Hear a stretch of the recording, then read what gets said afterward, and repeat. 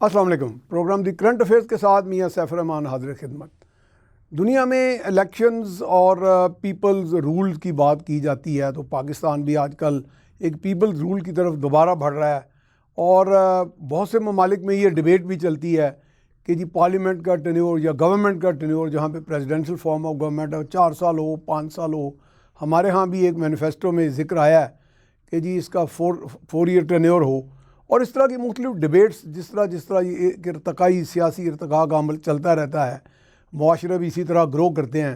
دنیا بھر میں ایسے بہت سے ایسے سسٹمز موجود ہوتے ہیں جو اپنے طور پہ اثر انداز بھی ہوتے ہیں۔ ہمارے ہاں چونکہ ڈیبیٹس ضرورت سے زائد ہوتی ہیں، تو ہم ڈیبیٹس میں ہر ایک کو رگیدتے جاتے ہیں اور اسباب جانے بغیر کوئی تجزیہ کر دیتے ہیں۔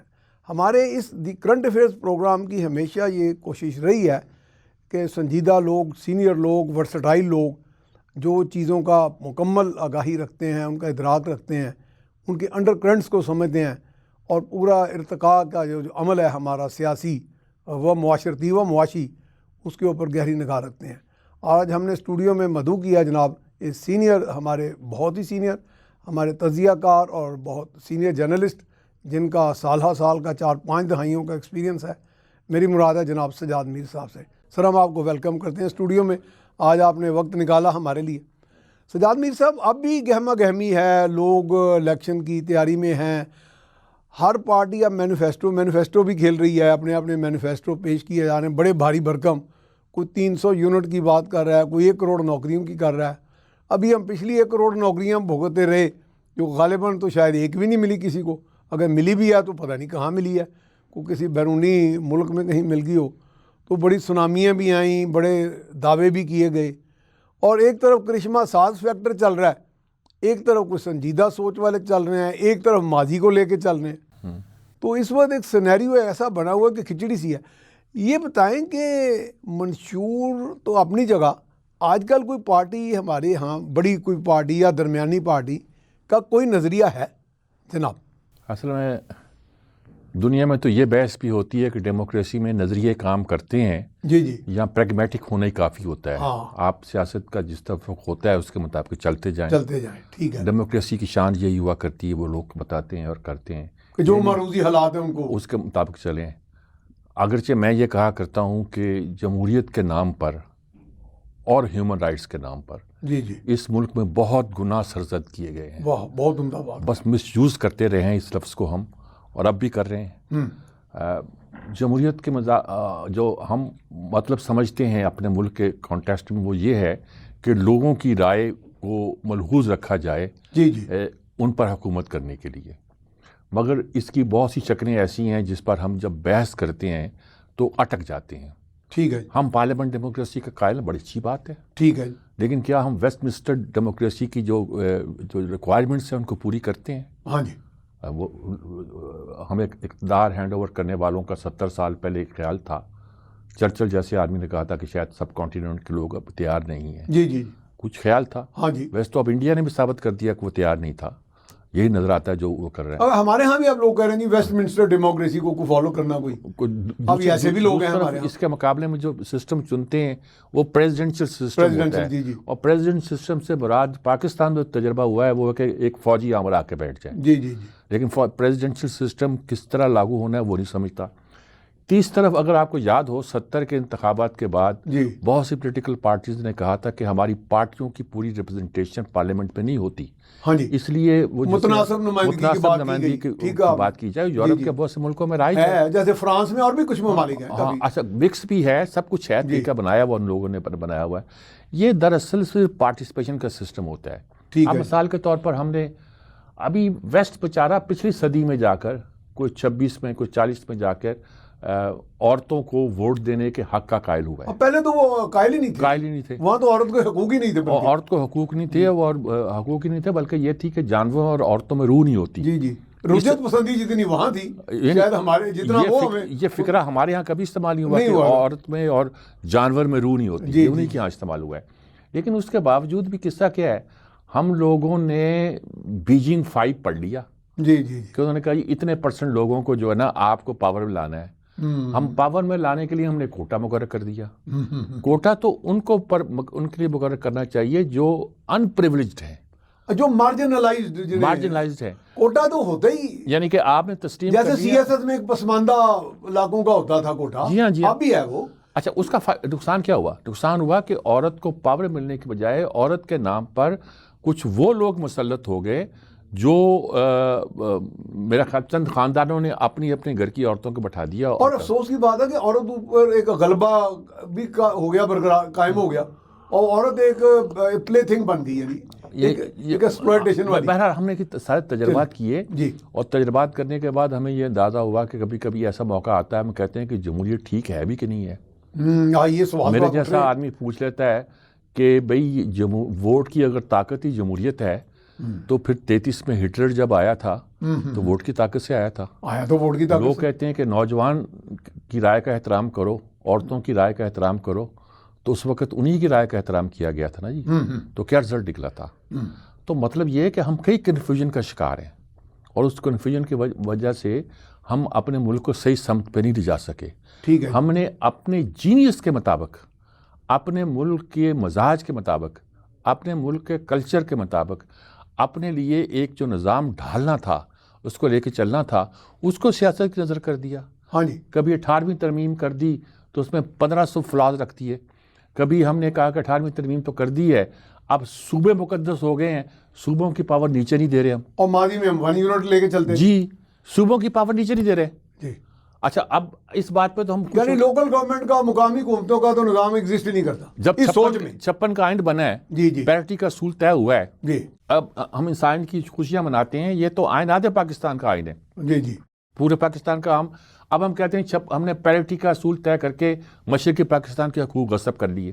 لیکن کبھی ہم نے سوچا ہے کہ جو مغربی پاکستان جس کے ووٹ مشرقی پاکستان کے برابر ہم نے طے کیے تھے, اس میں پنجاب نے اپنے 10% ووٹ سیکریفائز کیے تھے. ہاں جی, یہ اتنی چیزیں ہیں کہ ہم صرف نعروں میں الجھ کے رہ گئے ہیں. اب آپ بہت سے الزامات لگاتے ہیں کہ ہم نے یہ کیا وہ کیا. ہمیں اپنے مسائل کا صحیح ادراک کر کے اس کو صحیح سمت پہ لے جانا پڑے گا. اور کیا اب دیکھیے نا, اب روز لوگ کرتے ہیں کہ ہم نے جاپان کو مدد دی, ہم نے کوریا کو مدد دی, ہم نے جرمنی کو مدد دی. پاکستان کے بارے میں بڑا فخر کرتے ہیں, ہماری ٹیکنالوجی, ہمارا ماضی بڑا شاندار تھا, ہماری ٹیکنالوجی کو لے کے فلاں نے اپنی ملک کو آگے بڑھا دیا, فلاں. ہم کچھ نہیں کر پکے. جی جی, تو بھائی یہ سب کچھ اگر ہوتا رہا ہے تو ہم کہاں غلطی کھاتے رہے؟ کہیں تو غلطی کی ہم نے. غلطی کرتے رہے. آسان کہتے ہیں جی وہ اصل میں جمہوریت کو چلنے نہیں دیا گیا, بیچ میں فوجی آ جاتے رہے اور انہوں نے قبضہ کر لیا, اور جمہوریت ڈی ریل ہوتی رہی. بالکل ٹھیک بات ہے, جمہوریت ڈی ریل نہیں ہونی چاہیے تھی.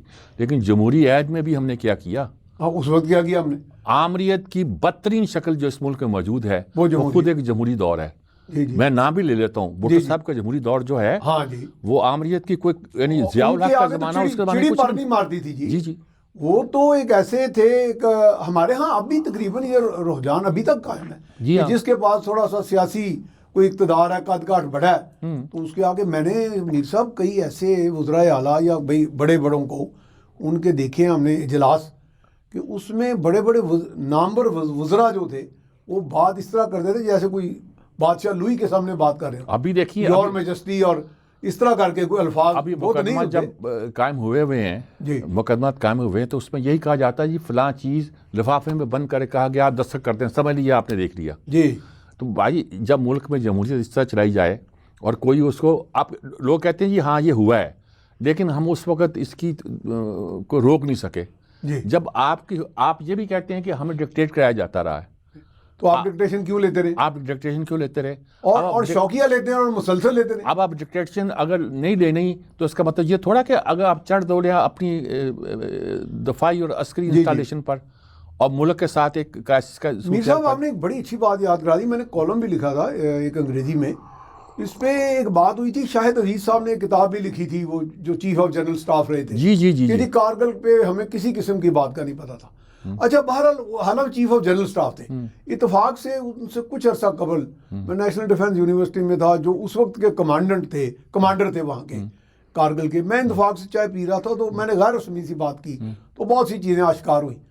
تو میں نے اس پہ پھر کالم لکھا تھا کہ جی میری سورس جو ہے ڈسکلیمر دے کے, نہ تو جنرل مشرف ہے نہ کوئی اور ہے.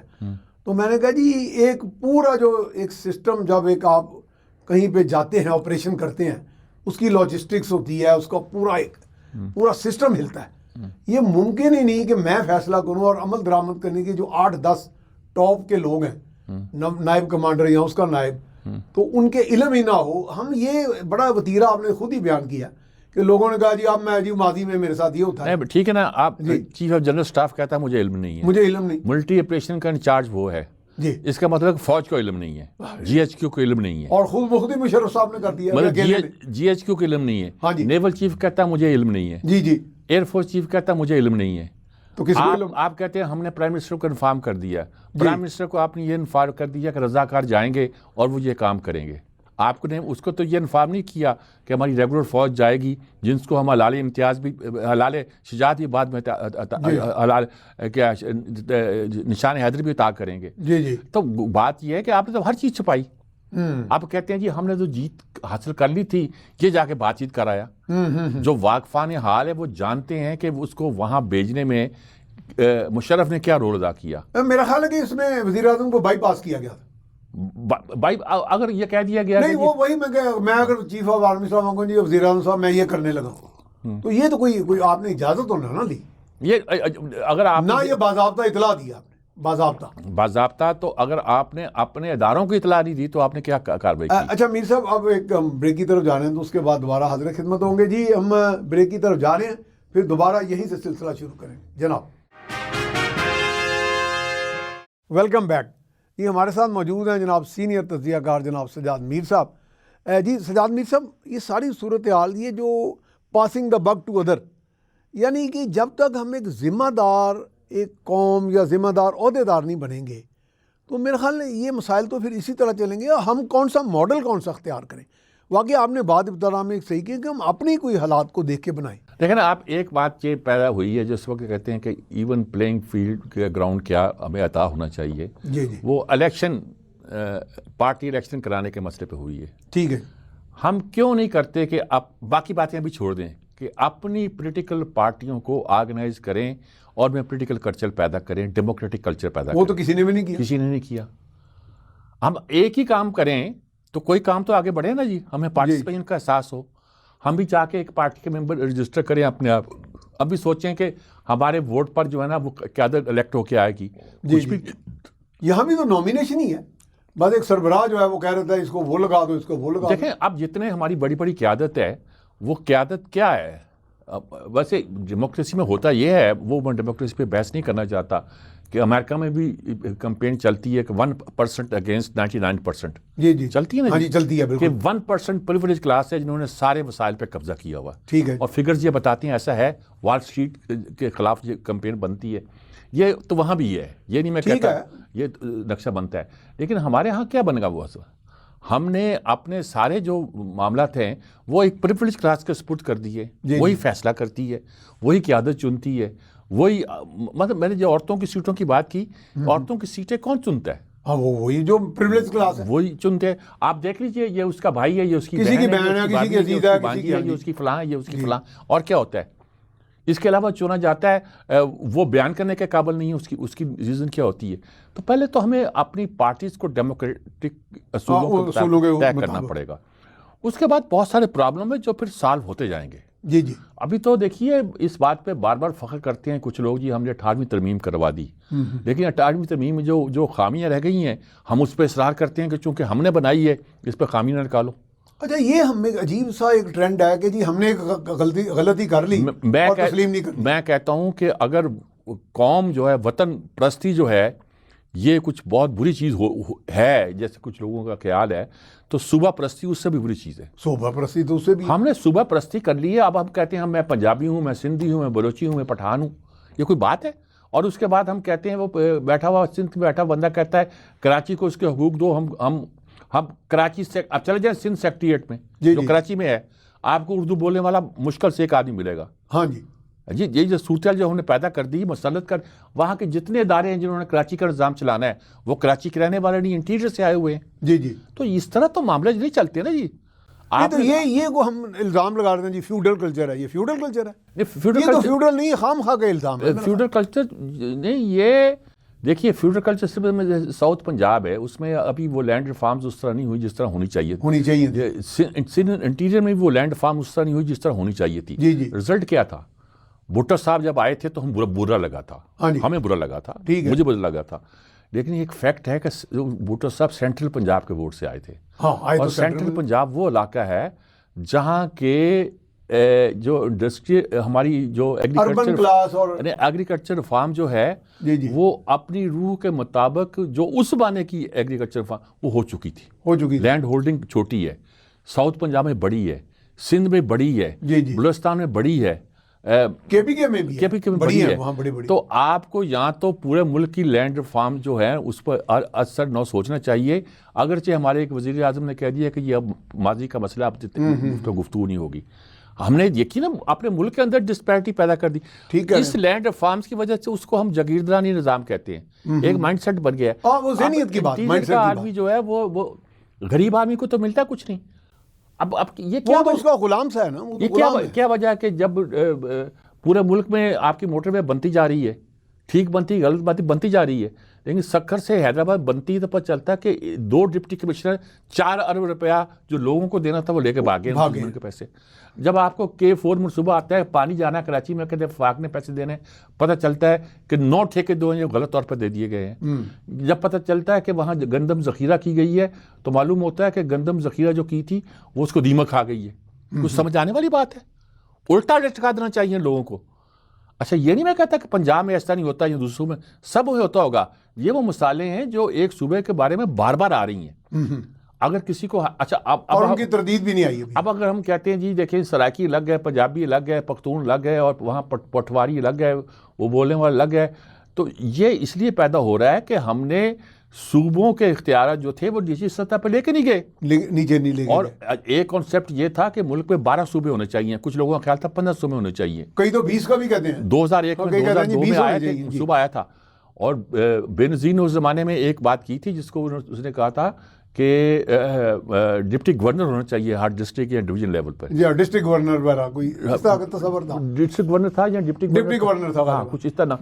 قصہ یہ ہے کہ آپ کو ٹوٹل پاور جو ہے جو اس لیول پہ تقسیم کرنی پڑے گی نچلی سطح پہ. ہاں اور جو اجتماعی منصوبے ہیں، اب کیا مرکز پر پیسہ نہیں ہے، وہ سارا صوبوں کے پاس چلا گیا. صوبے کہتے ہیں جی ہمیں کو مرکز نے اور کیا دینا ہے آپ کو، فوج کا پیسہ اس سے دینا، آپ کے قرض کا پیسہ اس نے ادا کرنا ہے، آپ کی ہر چیز اس سے.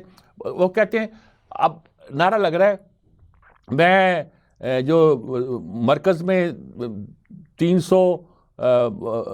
ارب فالتو 17 ڈویژن بنی ہوئی ختم کر دوں گا تو اس کے پیسے آپ کو تو نہیں جائیں گے نا. ہاں وہ تو مرکز کا حصہ ہے، مرکز خرچ کرے گا اس کو. وہ تو مرکز کی میں کہتا ہوں غریبوں میں استعمال کرنے کے لیے اگر مرکز میں وزارتیں ختم ہوتی ہیں تو اس کے پیسے کا صوبوں میں چلے جائیں گے. پہلے صوبوں میں کچھ اس کا حساب تو دو بھائی تم سارے لوگ مل کر. یہاں بزدار بیٹھا تھا جی، اس نے جو کیا ہے، اور سارے لوگ جو ہیں کچھ چاہے شہباز شریف نے موٹر وے بنائی یا کچھ کیا وہ کیا، حساب اس سے بھی لو، سب سے لیں صاحب کہ اگر تم نے یہ پیسے زیادہ خرچ کیے تو کیوں خرچ کیے. اچھا جب حساب کی بات آتی ہے تو اب یہ بھی ایک منشور میں سننے میں آیا کہ جی نیب کو ختم کر دیا جائے گا. نیب کا لیکن جب آپ کا انسداد بدعنوانی کا ایک نظام 1947 سے موجود ہے اینٹی کرپشن کی شکل میں، وہ اس کو بہتر کرتے ہیں کہ بجائے ایک نیب بنا دیا کہ دیکھیں نا ہم بناتے صوبائی سطح پر اینٹی کرپشن کا نظام بناتے ہیں، پھر اس کے اوپر ایک FIA بناتے ہیں، پھر اس کے اوپر ایک نیب بناتے ہیں، پھر اس کے اوپر ایک اور بنا دیتے ہیں، ایک PSC بٹھا دیتے ہیں. رزلٹ ہوتا ہے کہ معلوم ہوتا ہے کہ ہر زمانے میں پولیٹیکل انجینئرنگ جو ہوتی ہے اس کے الگ الگ ادارے قائم ہو جاتے ہیں. اب بتائیے کیا بھٹو صاحب نے دیکھا کہ یہ میں قابو نہیں کر سکتا اور فوج کو ہر جگہ استعمال کرنا جو ہے خطرناک ہے، انہوں نے FSF بنا دی، فیڈرل سیکورٹی فورس، اور ساری FSF تھی جو ریٹائرڈ فوجی تھے اور سردار شمس تھے اس کے کوئی، اور وہ اکٹھے کر لیے اور شہروں سے باہر ان کی چونیاں بنا لی جیسے انگریز نے بنائی ہوتی تھی. اور رزلٹ کیا تھا؟ رزلٹ ہے کہ جس کو گئے ہیں اسی وہ ختم ہو گیا. اور جب مقدمہ بنا وہ وہی لوگ نکلے، قتل کا مقدمہ بنا. اب قصہ یہ ہے کہ یہ ساری صورتحال جو ہوتی ہے یہ کوئی خوشگوار صورتحال نہیں ہے. میں کسی ایک خاص کی حمایت نہیں کر رہا، لیکن بہت سی 3-4 مثالیں میں نے ایسے دی ہیں کہ جو ساری جو پیپلز پارٹی کے خلاف جاتی ہیں اتفاق. اچھا یہ بتائیں کہ آج ہم پہنچے کہاں پہ ہیں؟ یہ سارا سفر کر کے آج ہم کیا پختہ کاری کسی لیڈر میں، پارٹی میں، کسی مینیفیسٹو میں دکھائی دے رہی ہے؟ یہ دائرے میں سفر جو ہوتا ہے جہاں چلتا ہے وہیں آ جاتا ہے. وہیں گھوم کے پھر تاریخ کے جو سفر اوپر جاتے ہیں وہ دو طرح کے ہوتے ہیں. دائرہ بری چیز نہیں ہے. ایک سفر ہوتا ہے جو لینئر سفر لائن کی شکل میں جاتا ہے, ایک ورٹیکل جمپ. ہاں, ایک سفر جو ہوتا ہے کہ یہ دائرے میں چلتا ہوا اوپر جاتا ہے. ہم دائرے میں چلتے ہوئے اوپر نہیں جا رہے, ہم دائرے میں گھوم رہے ہیں, اور بلکہ نیچے کی طرف شاید اسی کی طرف گھوم رہے ہیں. ہاں پتہ نہیں شاید نیچے کی طرف گھوم رہے ہیں. ایسے ہی رہا. اچھا, یہ جو صورتحال ہے یہ بڑی خطرناک ہے. ہمیں آگے دیکھیے, ہم 7% 6% پہ پہنچ گئے تھے. ایک سال کے اندر ہم 7% گروتھ ریٹ پہ چلے جاتے ہیں.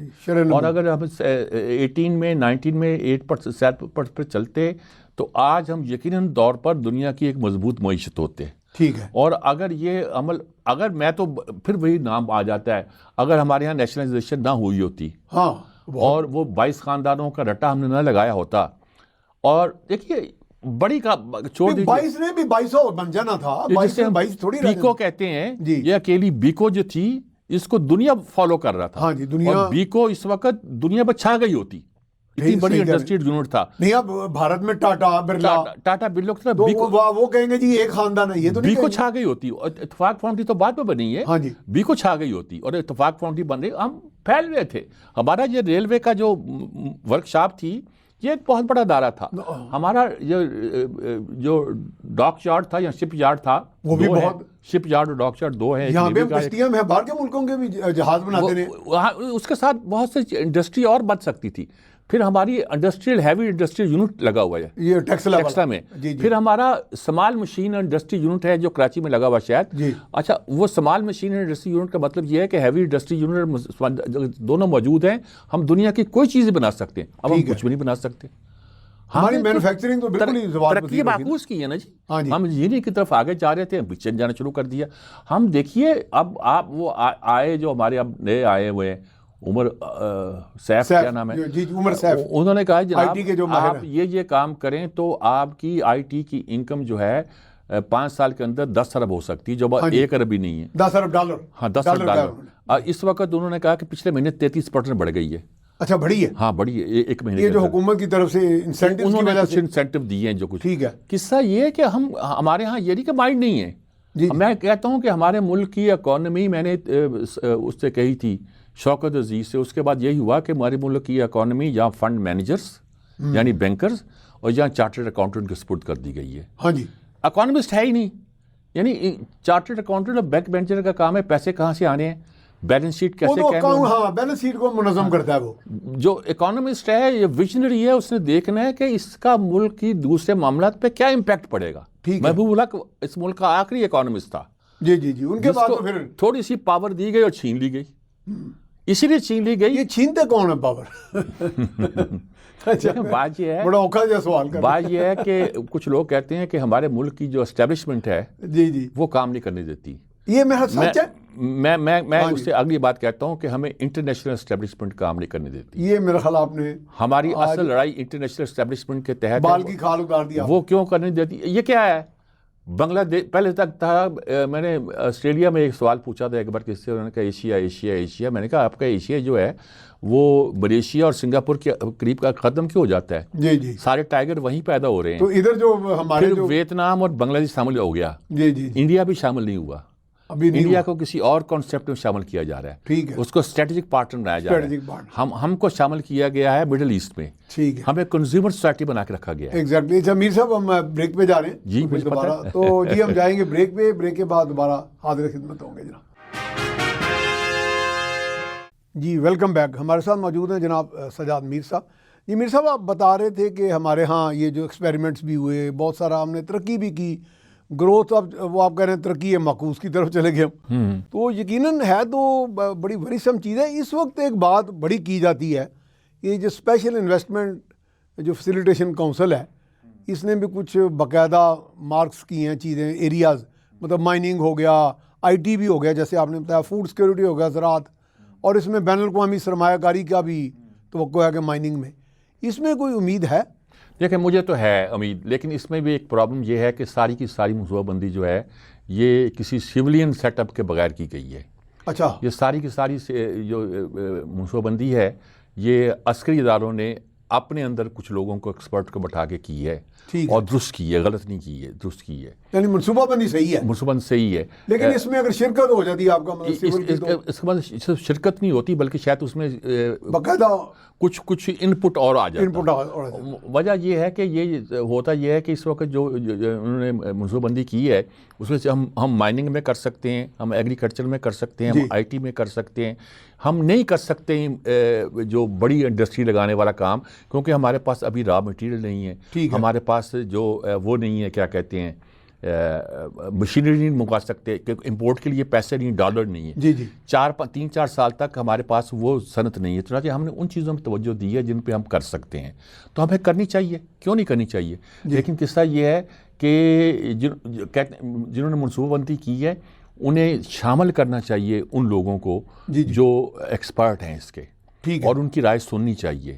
دیکھیے بات یہ ہے کہ یہ جو اگر یہ طے ہوتا کہ ایٹم بم جو ہے وہ ہماری عسکری ضرورت ہے اور صرف عسکری اداروں نے بنانا ہے, ان کا جو کام تھا سیٹ اپ کنسرٹ کرنا, کچھ اور کرنا, بہت سارے کام بنایا تو ماہرین نے, دیکھیں بنایا تو ماہرین, سائنسدانوں نے بنایا, ہاں بنایا ماہرین نے, تو یہ چیزیں آپ کو ماہرین سے ہی کچھ لینی پڑیں گی, گرانی پڑیں گی. مثلا آپ کو آئی ٹی کا کام جو ہے وہ آئی ٹی والے کے پاس کرنا پڑے گا. اس وقت سویلین کے بہت سارے ادارے ایسے ہیں جو فوجیوں کے قبضے میں ہے, عسکری لوگوں کے قبضے میں ہیں, وہ ایسے ہی جیسے کسی کے زمانے میں سی ایس پی افسروں کے قبضے میں ہوا کرتے ادارے.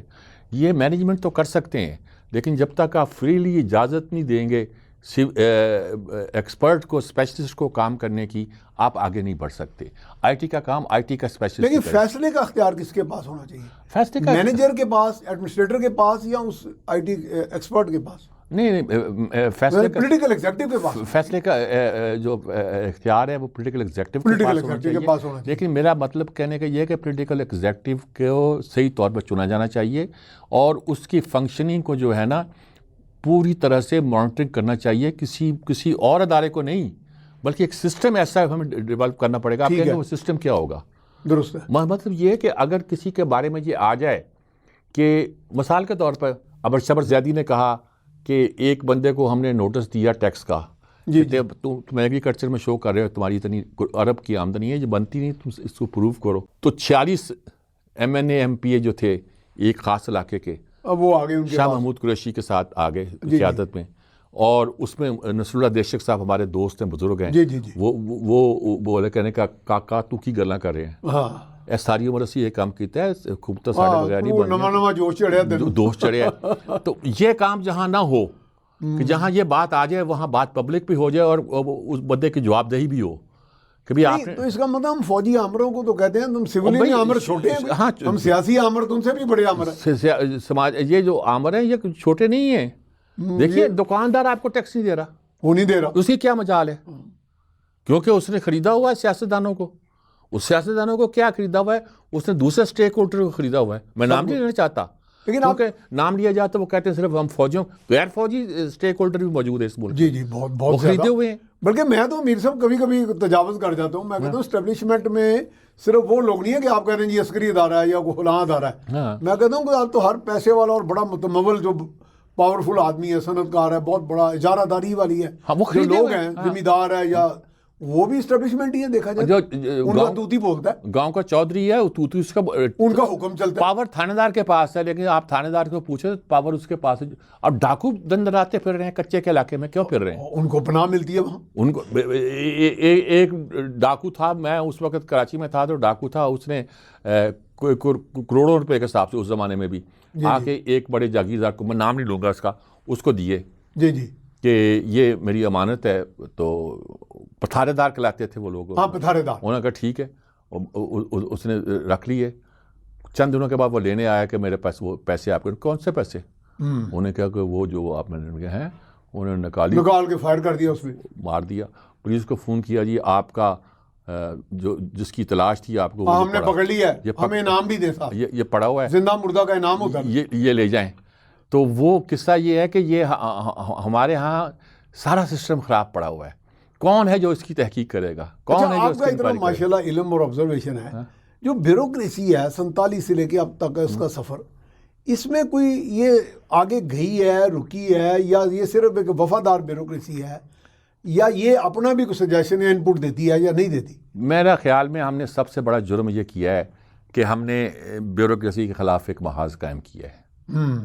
یہ آپ نے بات کی ہے, کوئی بھی نہیں کرتا. ان پاپولر لگے گی لیکن یہ بات نہیں, بہت عمدہ بات کہ ریڑھ کی ہڈی ہے اس نظام کی. اسی لیے میں نے ہم نے اس کو ڈیولپ کرنا تھا, تباہ نہیں کرنا تھا. یعنی کہ ایوب خان الطاف گوہر کو سیکٹری انفارمیشن بنانا چاہتے تھے, اس لیے نہیں بنا سکے کہ وہ سینئر نہیں تھے, اور اس کو ایکٹنگ سیکٹری انفارمیشن بنایا. بعد میں اس کو پروموشن ہوئی جب وہ سینئر ہو چکے.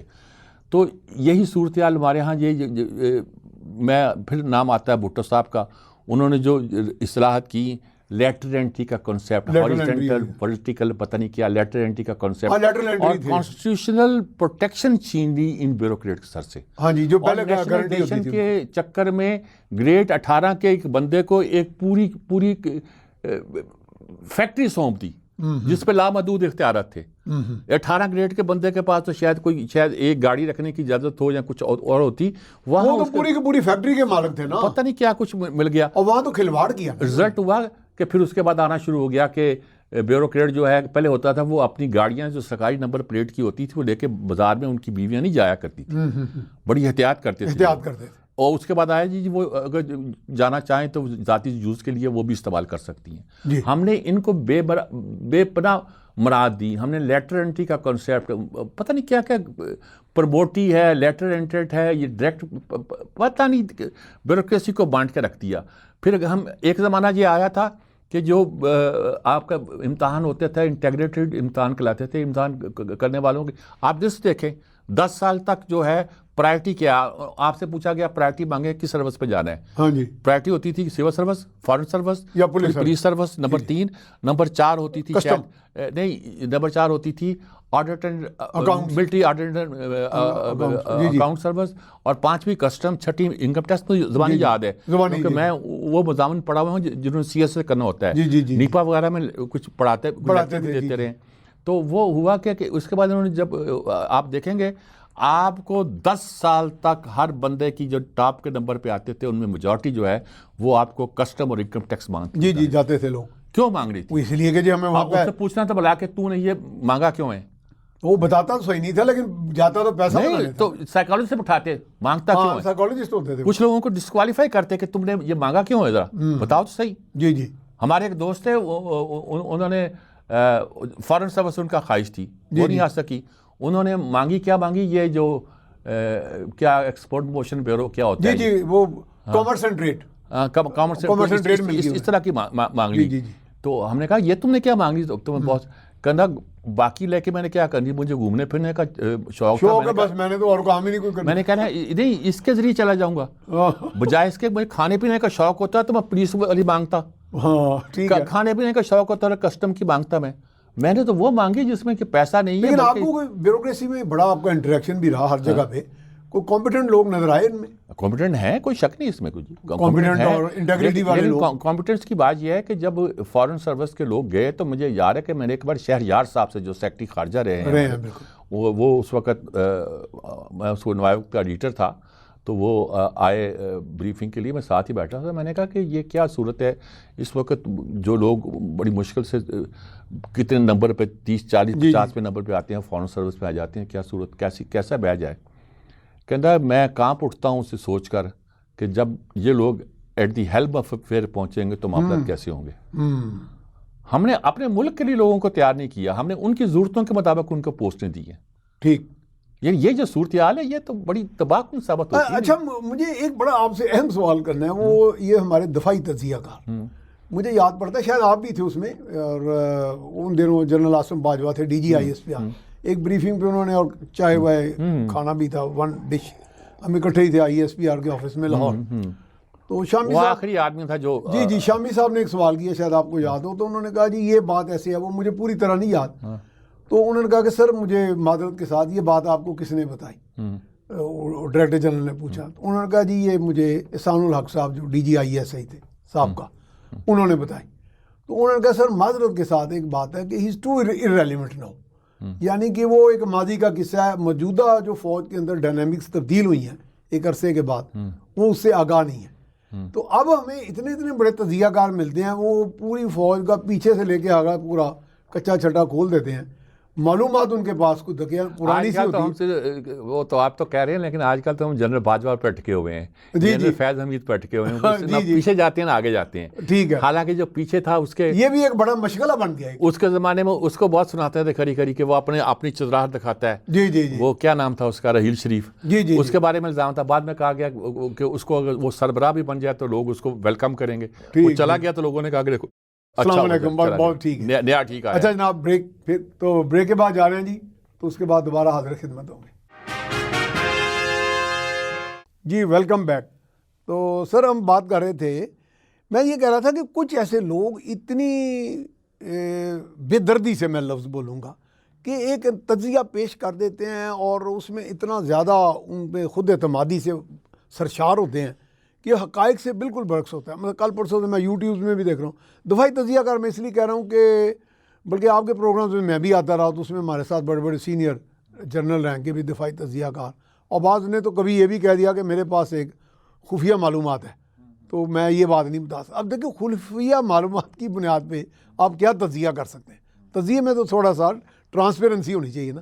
تو میرا خیال ہے یہ اس پہ ہم کو قدغن خود احتسابی کی نہیں لگا سکتے، چلے کوئی ادارہ نہیں لگا سکتا تو ہم تو لگائیں نا۔ ایک چیز ہوتی ہے جسے کہتے ہیں کہ اچھا شاعر وہ ہے جی، جس کے اندر کا نقاد بھی اچھا ہو، نقاد بھی اچھا ہو، تاکہ وہ اپنی شاعری کا تجزیہ خود کر سکے کہ میں اس کے بعد پیش کروں، یہ یہاں پہ پیش کاٹ چھانٹ کے بعد۔ جی ہاں، اس طرح بات یہ ہے کہ جو تجزیہ کرنا چاہے اس کے اندر بھی ایک نقاد ہونا چاہیے، محتسب ہونا چاہیے، موجود ہونا چاہیے۔ ہمارے یہاں صورتحال یہ ہے کہ ہم بس اکڑ کے گھوڑے دوڑا کے اونچ نیچ کر کے کچھ بنا لیتے ہیں، لیکن شاید حقیقت تک پہنچنا نہیں چاہتے۔ اور میرا خیال اس میں ہم قوم کے ساتھ زیادتی نہیں کر رہے، زیادتی کر رہے ہیں۔ یہ جو ہم پھیلے ہوئے ہیں چاروں طرف، جی، وہ کہتے تھے کہ جرنلزم کے بارے میں کہتے تھے کہ اس لٹریچر ان ہیسٹ۔ جی جی جی، اب وہ میں الیکٹرانک میڈیا کے بارے میں کہا کرتا ہوں that's journalism in heist, journalism in heist. اچھا، اس کی مثال بھی دیتا ہوں، لیکن اس کو موقع نہیں ہے۔ لیکن یہ بات ہے کہ یہ جرنلزم ان ہیسٹ سے زیادہ اب بات آگے چلی گئی ہے۔ جی جی جی، جرنلزم ان ہیسٹ نہیں ہے، بلکہ یہ کہ اب نیتوں کا سودا بھی شامل شروع ہو گیا ہے۔ اور اس میں یہ نہیں ہے کہ ہم قصوروار ہیں، اس میں قصوروار بہت سے لوگ ہیں، اور جب تک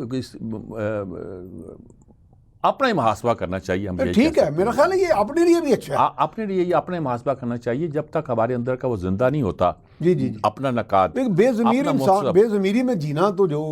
اچھا سر، ایک سوال بہت اہم ہے کہ مثلا بہت سے ہمارے وکلا بھائی، مطلب میں ایک وکیل کے بارے میں سمجھتا ہوں کہ بڑا ڈگنیفائڈ پروفیشن ہے، یعنی کہ کامیاب ہے ناکام ہے کس کے ساتھ الائن ہے، چھوڑیں اس بات کو۔ ایک وکیل ایم این اے بننے کی خواہش کرے یا ایک صحافی ایم این اے بننے کی، آپ کے ذہن میں آگے ہوں گے کوئی ہمارے؟ جب صحافی ہمارے دوست بننے کی کوشش کرتے تھے تو میں ایک دو دوستوں جو ہم سے جونیئر تھے ان سے پوچھتا تھا، یار تم نے صحافت چھوڑ دی ہے؟ ہاں، ان میں سے جو کہتا تھا ہاں میں نے چھوڑ دی ہے، تو میں کہتا ہوں بسم اللہ، اللہ تجھے کامیابی دے۔ لیکن جو کہتا تھا کہ نہیں میں واپس آؤں گا، اسے کہتا تھا تم غلطی کر رہے ہو، ٹھیک ہے، تم یہیں رہو، یہاں رہو، یہاں جاؤ، یا دفع ہو جاؤ۔ بالکل نہیں سر، دیکھیے میرا کہنے کا مقصد ہے کہ ایک کپتان میجر بنتا ہے، میجر سے کرنل بنتا ہے، چلیں ایک صحافی اگر ایم این اے بن جائے، ایک وکیل اگر ایم این اے بن جائے، یہ تنزلی ہے کہ ترقی ہے؟ دیکھیں بات سنیں، میں نے یعنی جب میں کراچی گیا تھا تو جو صحافی جو ایک پارلیمنٹیرین بنا تھا ظہور حسن بھوپالی تھا، جی جی جی، اس نے جنگ کی پوسٹ چھوڑ دی تھی۔ ٹھیک ہے، بنتا تو یہی بات ہے۔ وہ وہاں بیٹھ کے پھر اس نے فائٹ کیا، ایک ایز اے پولیٹیشین فائٹ کیا۔ جی، جب اس سے ٹینیور ختم ہوا تب بھی ایز اے شہید ہونے تک اس نے ایز اے پولیٹیشین فائٹ کی۔ یا طے کر لیں، حسین حقانی سے میں نے پوچھا تھا تم نے کیا صحافت چھوڑ دی ہے؟ اس نے کہا سر میں نے پالیٹکس کرنی۔ میں نے کہا ٹھیک ہے بسم اللہ، ٹھیک ہے، صحافت تو اسے آتی تھی، پالیٹکس اسے نہیں آئی، جی جی، یہاں آئی تو وہ کچھ اور طرح سے کرنا چاہا۔ تو ہوتا یہ ہے کہ یہ ساری چیزیں وہ ہوتی ہیں کہ جو آدمی کو فیصلہ خود کرنا ہوتا ہے کہ اسے کیا کرنا ہے، کس حد تک آگے جانا ہے، کس حد تک نہیں جانا۔ اگر ہم یہ فیصلہ نہیں کر سکتے تو اپنے لیے مشکلات پیدا کرتے ہیں۔ ٹھیک ہے۔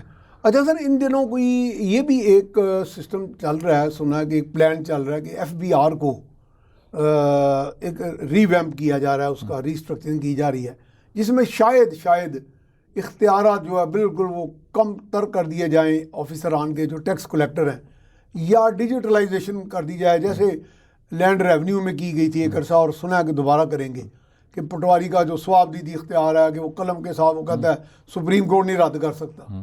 تو میرا خیال ہے دنیا میں اب ثواب دیدی اختیارات بہت کم یا بلکہ ختم ہی کر دیے گئے ہیں. تو یہ اس میں سنا کہ بڑا شور و غوغا ہو رہا ہے وہاں پہ کہ جی ہمارے بات یہ ہے کہ سی بی آر کو ری آرگنائز کرنے کی ضرورت تو ہے.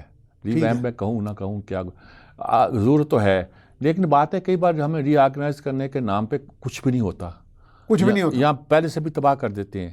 تو جو کچھ اب ہم نے کہہ دیا جی پولیس میں پروسیکیوشن الگ ہوگی اور یہ جو پکڑنے دکڑنے کا کام ہے یہ دوسرا پولیس کرے گی. ہاں ہو وہی رہا ہے, ایک تو ملا ہی نہیں, تھانے میں 2 لوگ بیٹھے ہوتے ہیں وہی کر رہے ہوتے ہیں جو کرنا ہوتا ہے. تو میرے خیال میں ڈرامہ نہ لگائیں, کرنا ہے تو سچ صحیح معنوں میں کچھ کرنا چاہتے ہیں اور سوچ سمجھ کے کریں. یعنی اگر آپ نے سوچا سمجھا ہے تو کنونس کریں لوگوں کو اس کا یہ فائدہ ہوگا, اور نظر آنا چاہیے سال 2 سال میں نہیں 3 مہینے میں نظر آنا چاہیے. صحیح بات ہے, ہاں صاف نظر آنا چاہیے. تو یہ بتائیں کہ ہمارا چین پر انحصار جو ہے سی پیک کے حوالے سے وہ اب ہمیں وہاں سے اچھی خبریں اور ملیں گی, یا کہ ایک دور میں تو ہم نے بقالا دیکھا یہ توتل کا بھی شکار رہا, اور باوجود یعنی کہ اس میں یہی تھا کہ ہم اپنی مرضی کی جو ایک سیاست کرنا چاہتے تھے یا منصوبہ بندی کرتے تھے تو ان کو بھی ہم نے ناراض کر دیا. دیکھیں ملنی چاہیے, ہم تاریخ کے صحیح رخ پہ تھے جب ہم چین کے ساتھ تھے. ٹھیک ہے, جتنے بھی ساتھ ہوئے, مسئلہ یہ ہے کہ انٹرنیشنل حالات ہمیں ساتھ ہونے نہیں دے رہے جی, اور جو لوگ ہمیں روکنا چاہ رہے ہیں اور روکنے کی کوشش کر رہے ہیں, ہمیں سوچنا چاہیے کہ ہمارے دوست نہیں ہیں. لیکن اگر دوست نہیں ہے تو ہمیں انہیں دشمن بھی نہیں بنانا ہے. ہاں یہ اگر دیکھیے دشمن کیوں بنائیں گے. ہاں آپ کو فارن پالیسی کا آرٹ جو آتا تھا وہ بھی آپ بھولتے جا رہے ہیں. یعنی ہم ایک وہ آپ کا بندہ یو این او میں جاتا تھا تو وہ اس کی تقریر سن کے لوگ جو تھے تو وہ کہتے تھے یار یہ دیکھو کیا بول رہا ہے. وہ جب یو این او میں بیٹھتا تھا تو آپ کا بندہ انٹرنیشنل لیول کی کئی قراردادیں ڈرافٹ کیا کرتا تھا, کرتے اتنے بڑے آپ کے ڈپلومیٹ تھے. اب پتہ نہیں کہاں آپ کے وہ بڑے بڑے نام پر عزیز احمد ہوئے, آغا شاہی ہوئے, صاحبزادہ یعقوب ہوئے, ایس کے دہلوی تھے, پطرس بخاری تقریر کرتا تھا, پطرس بخاری تو لوگ. اب ہمارے اختلافات دوسرے اختلافات بھی تو اور ہو سکتے ہیں. بھٹو صاحب تھے, سر ظفر اللہ خان تھے, آپ کے فارن منسٹر تھے, بولتے تھے, نام تھا آپ کے لوگوں. اب آپ کا کوئی نام ہی نہیں ہے, آپ کو سوچنا چاہیے کہ اس پہ آپ کو ون اوور کرنا پڑے گا. آپ کو پہلی چیز جو جتنی ہے وہ فارن پالیسی کے محاذ پہ جیتنی ہے. آپ کی لڑائی وہاں ہو رہی ہے. جی جی, جس سے میں کہتا ہوں انٹرنیشنل اسٹیبلشمنٹ آپ کو ڈی ریل کر رہی, وہ یہی لڑائی لڑنی ہے آپ نے کہ آپ کے فارن پالیسی نے آپ کو اسٹیبلائز کرنا ہے. وہ کرے گی اسٹیبل ہے, آپ یہ نہ کریں اسے لڑ لو, اس لڑائی ہاؤس ان آرڈر کرو, اگلے دن کہو گے نہیں اس کو صلح کر لو, اگلے دن کہو گے اس سے لڑائی کر لو. اس طرح تو نہیں بات چلے گی. جی جی, اس کا مطلب انٹرنیشنل اسٹیبلشمنٹ کو بھی ٹیکل کرنا ایک اچھی ڈپلومیسی کے ساتھ ہو سکتا ہے, ڈپلومیسی کے ساتھ, اچھی سفارتکاری کے ساتھ. ہاں سفارتکاری کے ساتھ. ہاں یہ بہت ضروری ہے, یہ آرٹ آپ کو آنا چاہیے جی. یہ تو لیکن ہم تو یہ آرٹ بھولتے جا رہے ہیں, یا پھر ہمیں خود اعتمادی ضرور سے زائد نہیں ہے. ہم تو اپنے آپ کو بھولتے جا رہے ہیں, خود اعتمادی کیا ہے. ہاں یہ ہے. اچھا یہ آپ بتائیں کہ ایک قصہ بہت بدنام زمانہ, رسوائے زمانہ یا مشہور زمانہ کہہ لیں, وہ سائفر کا ہے. میں کبھی کبھی کہتا ہوں کہ یہ توقع کرنا کہ یہ امریکہ ہمیں ڈی ریل نہیں کرے گا, فلاں نہیں کرے گا, وہ کرتے رہتے ہیں. ان کے ہاں تو کئی کانٹینجنسی پلانز بنتے رہتے ہیں کہ جی یہ پاکستان ہمیں آج کل اچھا لگ رہا ہے, آج کل نہیں لگ رہا ہے, اس کو نیچے کرنا ہے, بھارت کو آگے لانا ہے. ہمارا سفارتکار کیا کر رہا ہے اس میں؟ دیکھیں بات سنیں, اگر ہم اس طرح کی چیزوں کو لیک آؤٹ کرنا شروع کر دیں گے تو ہمارے سفارتکار ہی ہمیں صحیح رپورٹیں بھیجنا بند کر دیں گے. ڈر کے مارے کہ پتہ نہیں ہماری رپورٹ کو کہاں استعمال کیا جائے, اس کو کیا معنی لیے جائے, کیا کیا جائے. تو یہ تو خیر ایک ذرا اسٹرانگ سفارتکار تھا, اس نے جو کہنا تھا وہ کہہ بھی دیا اور اس کو ڈیفینڈ بھی کیا. تو میرے خیال میں یہ ہمیں نہیں کرنا چاہیے, یہ اچھی بات نہیں ہے, طریقہ اچھا نہیں ہے کہ ہم اتنے بڑے اپنے ملک کی سلامتی کو ایٹ اسٹیک کر دیتے ہیں. یہ میں اس پہ زیادہ کہنا نہیں چاہتا, وہ ہو جاتا ہے ایک پولیٹیکل بات ہو جاتی ہے, لیکن یہ ہمیں کرنا نہیں چاہیے. نہیں دیکھیں یہ بڑی احتیاط کرتے ہیں سب لوگ. مثلا میں نے آپ کو بتایا تھا کہ میں نے ایمبیسڈر جو موجود ہے امریکہ کے ڈونلڈ بلوم کا انٹرویو کیا, میں نے سی پیک کے سوال کیا, تو اس میں بھی انہوں نے سفارتی گفتگو کی, سفارتی زبان استعمال کی, یعنی بات وہ کہہ بھی گئے اور نہیں بھی کہی. لیکن ہم کوئی ضرورت سے زیادہ بات کا سمجھتے ہیں کہ خود اعتمادی بہت ہے کہ جس کو مرضی جو کہہ دیں, جیسے ساری کائنات کو ہم نے سنبھالا ہوا ہے. تو میرا خیال ہے یہ سفارتکاری کا ایک اچھا. دوسرا دیکھیں میر صاحب, بعض اوقات ہمارے وزرائے اعظم یا دنیا کے جتنے بھی بڑے ہیڈز جاتے ہیں, اقوام متحدہ بھی جاتے رہے, میں بھی جاتا رہا ہوں, وہ ان کو تو پڑھا کے بھیجا جاتا ہے پورا کہ جناب یہ چیزیں حساس ہیں, تھوڑی سی یہ نہیں ایک بولنا آرٹ ہوتا ہے. اب بھی ویسے ایسی بات نہیں, briefs تو کی گزرے جاتی ہے. زمانے میں بھی ہمارے فارن افیئرس کے لوگ بہت سی باتوں کو جانتے ہیں, کچھ لوگ چارج واقعی بھی ہیں, لیکن اس شعبے کو ہمیں بہت اسٹرینگتھن کرنا چاہیے. وہاں کے فارن افیئر کا بندہ, ہمارا بندہ باہر جاتا ہے تو کبھی پہلی تلاش بہت سے لوگ, سب کی نہیں, بہت سے لوگوں کی تلاش ہوتی ہے کہ یہاں کی شہریت کیسے مل سکتی ہے, یا یہاں کاروبار کیسے ہو سکتا ہے. ہمیں کوئی اپنے ایسے اپنی ذات کو فروغ کیسے انٹیگریٹی والے بندے بھیجنے چاہیے جو ملک سے باہر جا کر پاکستان کے نام کو روشن کریں اور پاکستان کے لیے کام کریں. اور میرا معیشت کا بھی مجھے یاد پڑتا ہے کہ ایک دفعہ محترمہ کی جب حکومت تھی تو ایک فارن آفس کی طرف سے ایک سمری گئی کہ جی یہاں پہ ہم نے لاس اینجلس میں ایک کونسل جنرل تعینات کرنا ہے. تو کہنے لگے جی ٹھیک ہے سفارتکاری کریں, لیکن تجارتی سفارتکاری کریں تو ذرا زیادہ بہتر ہے کہ وہ جا کے کوئی ٹریڈ پروموشن کرے. تو میرا خیال اس پہ ہمیں فوکس ساتھ ساتھ کرنا چاہیے. اکنامک کونسلر بھی بھیجیں. باہر سے ملکوں کے جو لوگ ہوتے ہیں, سفیر ہوتے ہیں, تجارتی ہو نہ ہو, وہ اس بات کو خاص طور پہ دیکھتے ہیں کہ ان کا سفارتخانہ جو ہے, ان کا مشن جو ہے, اس ملک کے ساتھ اپنے جو مالی اور معاشی تعلقات ہیں اس کو کس حد تک مضبوط کر رہا ہے. ہمارا پتہ نہیں سمجھتے ہیں کہ ہمارے تو مجھے لگتا ہے سفارتکار پکنک پہ گئے ہوتے ہیں, اپنا کوئی فائدہ ہو سکتا ہو تو سوچتے ہیں, ملک کا نہیں سوچتے. تو عام طور پر ہمارا ایک روش سی بن گئی ہے. روش ہی بن گئی جی. تو ہماری اور بھارت کی سفارتکاری میں آپ دیکھتے ہیں کوئی کافی فرق؟ بھارت والے اس میں خاصے ٹرینڈ ہو چکے ہیں. ہماری ایک زمانے میں ان سے بہت سپیریئر تھی, لیکن اب ہم کچھ پتہ نہیں کہاں سے پکڑ کے, ہمارے پاس برین بھی بہت بڑے برین تھے ہمارے پاس, بہت بڑے برین تھے. ان کے نام سے لوگوں کی ٹانگیں کانپتی تھی جب وہ بولتے تھے. وہ حکومتوں کے فیصلے کر دیا کرتے تھے. اب ان کے فیصلے کہیں اور ہوتے ہیں, انہیں کیا کہنا ہے, کیسے کہنا ہے, کیوں کہنا ہے, وہ کوئی فیصلہ اور کرتا ہے. آپ نے بڑی اچھی بات کی کہ ان دنوں ذوالفقار علی بھٹو اور ہینری کسنجر ملے تو ٹائم میگزین نے بلکہ کہہ دیا کہ یہ first class diplomat meets another first class diplomat. ہاں ٹھیک ہے, یعنی ان کی ڈپلومیسی کا جو سطح تھی وہ انہوں نے ہمارے جو بڑے ڈپلومیٹ تھے, کوئی شک نہیں ہے, یعنی کہ آپ کسی کی طرف بھی ہوں سیاسی طور پر, لیکن وہ ہمارے بڑے نام تھے, وزراء خارجہ کے بھی, سیکرٹری خارجہ کے بھی, حتیٰ کہ ہمارے جو یونو میں مندوب ہوا کرتے تھے وہ بھی غیر معمولی. اچھا جناب, ماشاءاللہ آپ کا اتنا ایکسپیرینس ہے, آپ کو بار بار زحمت دیں گے, آپ نے بڑا ٹائم نکالا. ایک کوئی پیغام دے دیں اپنی اس قوم کے لیے, کوئی تھوڑا سا پیغام یہ ہے جی کہ نا اپنے آپ کو پہچانیں, کہ آپ نے آپ کو پہچانیں گے تو یہ ملک آپ کو بہت بڑا نظر آئے گا, اور اس ملک کو بڑا بنانا پھر آپ کا ذمہ داری بنے. بہت عمدہ جناب, بہت شکریہ آپ تشریف لائے. تو ناظرین, آپ نے ساری بات سنی, آج کا پیغام بھی ہے اور اس ساری آج کی گفتگو کا لب لباب بھی ہے کہ اپنے آپ کو پہچانیں. تو جب آپ اپنے آپ کو پہچانیں گے اس خود احتسابی کے بنیاد پر, آپ کو ملک بڑا لگے گا اور بڑا ہو جائے گا. اس میں بہت سی صلاحیتیں ہماری قوم میں, اور اللہ تعالیٰ نے ہمیں بے شمار وسائل سے, ریسورسز سے نوازا ہے. اس کے ساتھ ہی اپنے میزبان میاں سیف الرحمان کو اجازت دیجیے. اللہ نگہبان.